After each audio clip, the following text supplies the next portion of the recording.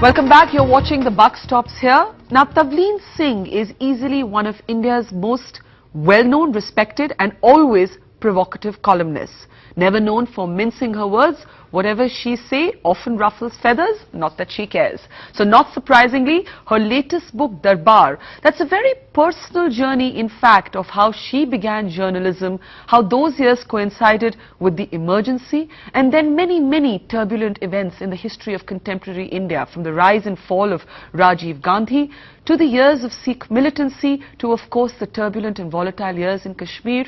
Tavleen Singh has seen it all, and her latest book, Durbar, gives a blunt, inside look at many of those years, and it's quite self-referential and honest about her own experience and interface with the world of power as well. Tavleen Singh, the author, joins us now.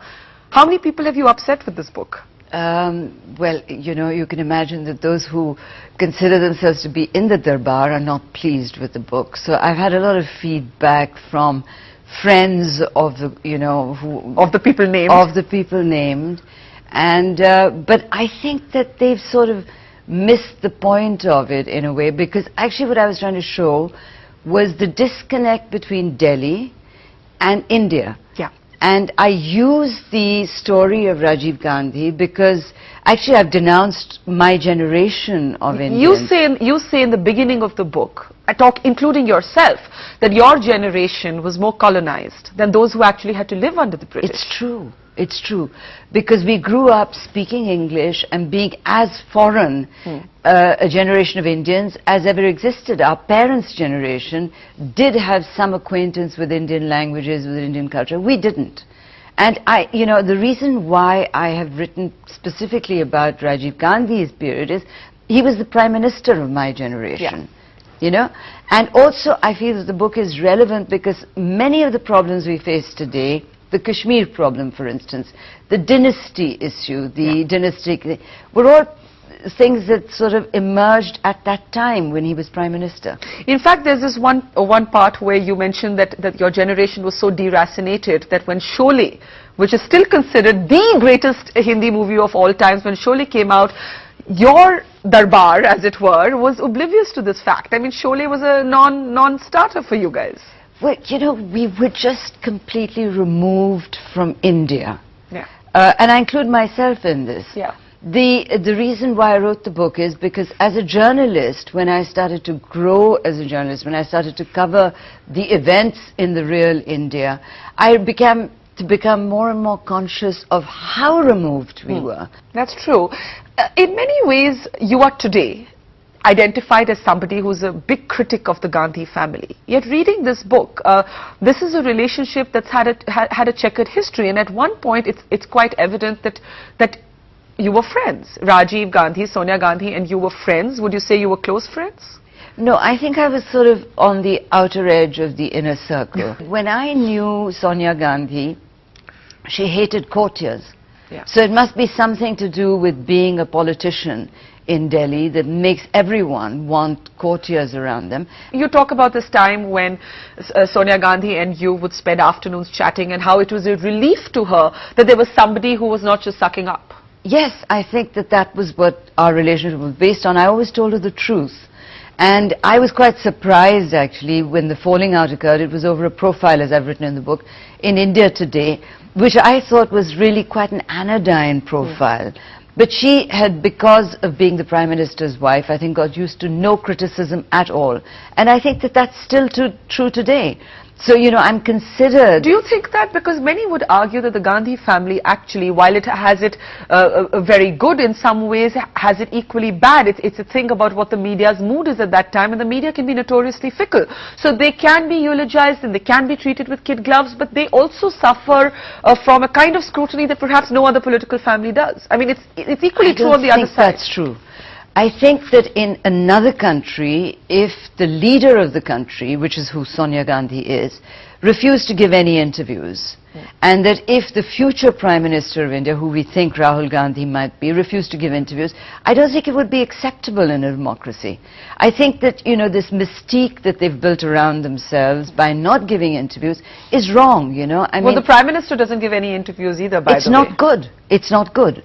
you know, mystique by hiding behind veils is all right for Greta Garbo, you know, it's all right for movie stars. It's not all right for politicians. So if I've ripped off some of the veils on that mystique, I'm very happy that I've done that. But how much of your own assessment, especially of the Gandhis, do you trust yourself today to be objective, given the fact that you were close or friendly with them at one point, and then at somewhere along the way, reading this book, it's quite clear that it became a damaged friendship? Yes, but I'm completely objective even in the book about her, because what I'm describing is a public figure. I haven't written anything really beyond that. One of the things you speak about with respect to your generation, the elite social set, was literally like being foreigners in India. Yet, Tavleen, you have in the book and in your published writings been quite scathing about Sonia Gandhi's being a foreigner, that somehow that's an issue for you. Some could argue that the elite of this country are foreigners irrespective of geography or accidents of birth. Is it liberal today to keep focusing on the fact that somebody was born in another country? You know, it's not incidental that she has succeeded here as a foreigner. We have a history in this country, because we were colonized, of really worshipping the foreigner, worshipping foreign things, worshipping foreign ideas. And that is why it's worrying when we say so easily, you know, that she's acceptable. Because I think it's something, there's one bit I mentioned about her being revered in a song in Tamil Nadu at a rally because she had white skin. And, you know, I mean, the question we should ask is, would she be as acceptable a foreigner if she was black-skinned from the Congo? No.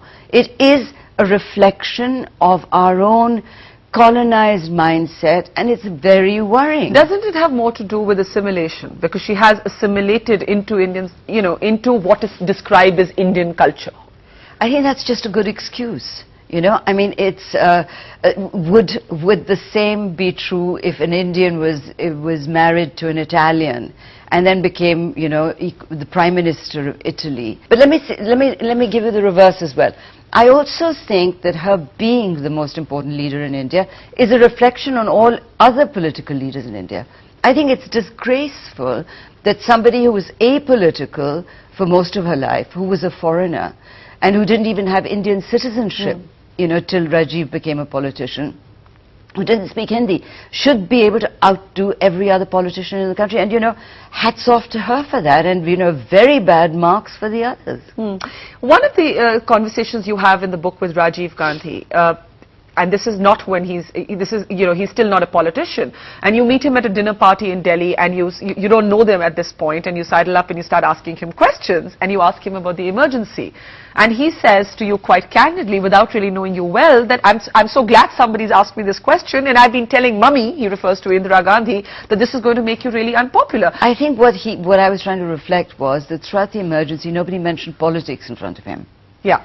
And so it was like the elephant in the room that nobody spoke about. Yeah. So I think he was quite relieved that I'd actually asked him a question that he thought somebody should be asking him. Yeah. You know, and I used that to show how the court around him, these people who claimed to be his closest friends, were in fact in so much awe of both him and Sonia, that they didn't speak very frankly to them. When you look back, because in many ways you write in your foreword that as you began journalism and your observations of political life, the rise of Rajiv Gandhi created a certain mood in the country. And then, and the fall of Rajiv Gandhi, as it were, the political fall, created an acute disappointment. And perhaps would you say since then we've never had a galvanizing leader? I mean, I keep thinking that it was the last pan-Indian leader. Is the age of the pan-Indian leader over, and was it Vajpayee? And have we had one since then? Well, you see, had he been more of a politician, had he not been so much of a prince, he would have realized, I mean, he had the largest mandate in the history of Indian democracy. But he didn't understand either the mandate or that people were to forgive him, were ready to forgive him everything because he was, for that brief shining moment, after years of cynical politics, a symbol of hope, a symbol of generational change.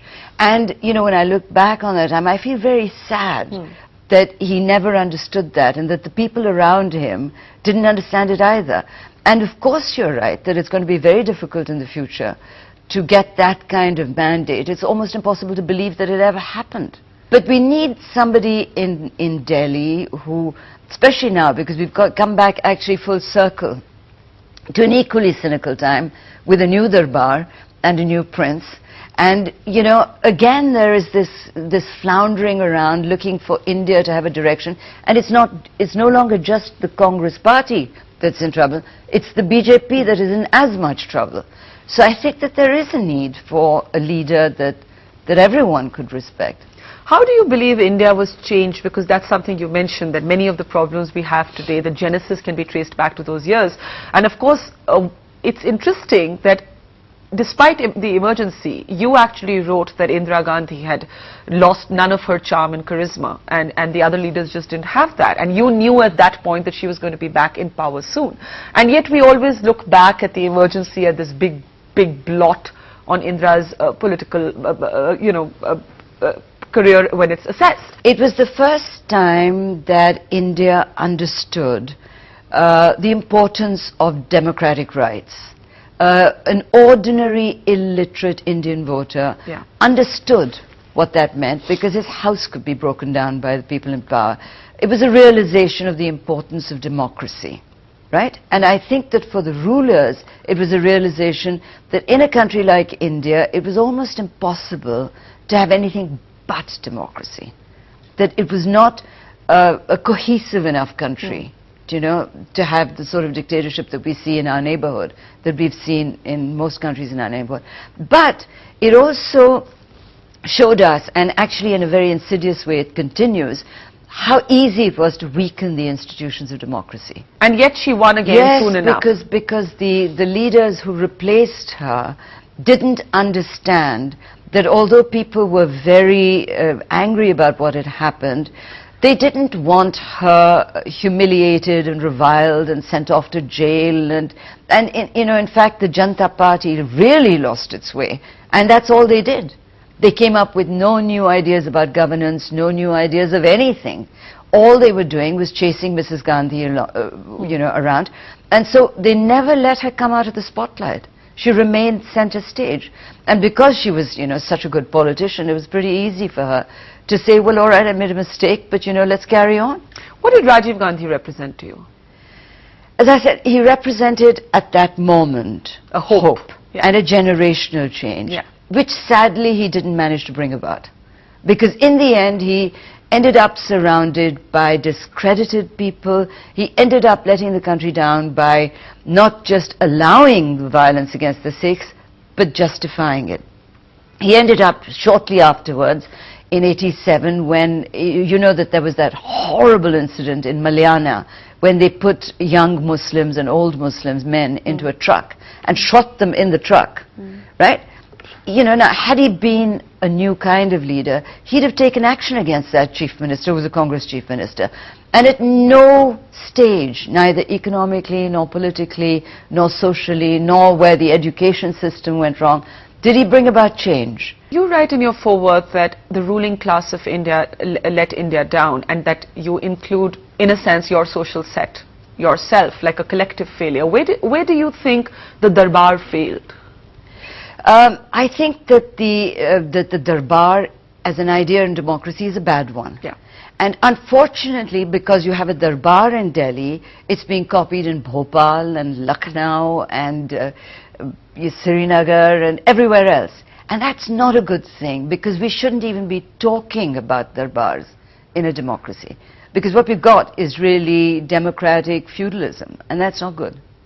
Do you believe that the new kind of politics, where state leaders are emerging, where there is a rise of the kind of non-elite leader that makes upper middle class India cringe without even being aware of its own elitism, do you believe that that would disallow the emergence of the old style Durbar now? If they would come up with a new system, but if, say, that a Mayavati is going to be the queen of UP instead of just being the chief minister, and is going to surround herself with Darbaris, as she did when she was in power, and be as isolated and use security as the excuse for that, then it's hopeless. You know, because what we need really are political leaders who are genuinely representative of the people. You know, I'm no fan of Arvind Kejriwal, but I'm totally approve of what he's doing. Because he is saying to the rulers in Delhi, unfortunately they haven't understood it. He's a Durbar buster, in a way. He's a Durbar buster. But what he hasn't understood is that there's life beyond corruption. That the issue is not corruption. The issue is democracy, real democracy. And this doesn't mean that you have to make every decision in the Gram Panchayat. It means that you can't close the doors to ordinary people to come into power. Now, if some ordinary person wants to come into a legislature, he can't. He needs a brother or a father or a sister or a boyfriend, you know, to get them a ticket. That's really, you've closed down the legislatures. I've always known you as this sort of acerbic, no-holds-barred commentator, so it's quite interesting to read about your first meeting with Amitabh Bachchan. Oh, I developed a crush on him. You had a crush on him? Yeah. And Sonia Gandhi helped you set that up? Yes, yes, because she was very good friends with him at that time. Yeah. And Madhu Jain and I were asked to do this story. We were just kind of, you know, we didn't know anyone in Bollywood. And then I describe in the book how he treated me as if I was kind of not even a fly on the wall all day. And I thought I wasn't going to get the interview. And then by 4 in the morning, when he actually started speaking, etc., I thought that he was so wonderful that Madhu Jain said I wasn't fit to write the story the next day. And you said? So I did it, but it was reduced. It would have been a bigger story if I hadn't been so biased in favor of Amitabh Bachchan. And did you remain a fan of Amitabh Bachchan? I sort of grew out of it. You know grew. what crushes are like, with you crushes. get over them. Well, I can only imagine the sort of chatter about this book. I think it'll... A lot of chatter. Many drawing rooms of Delhi and around will be abuzz. Thank you so much, Tavleen Singh, for talking. Thank you.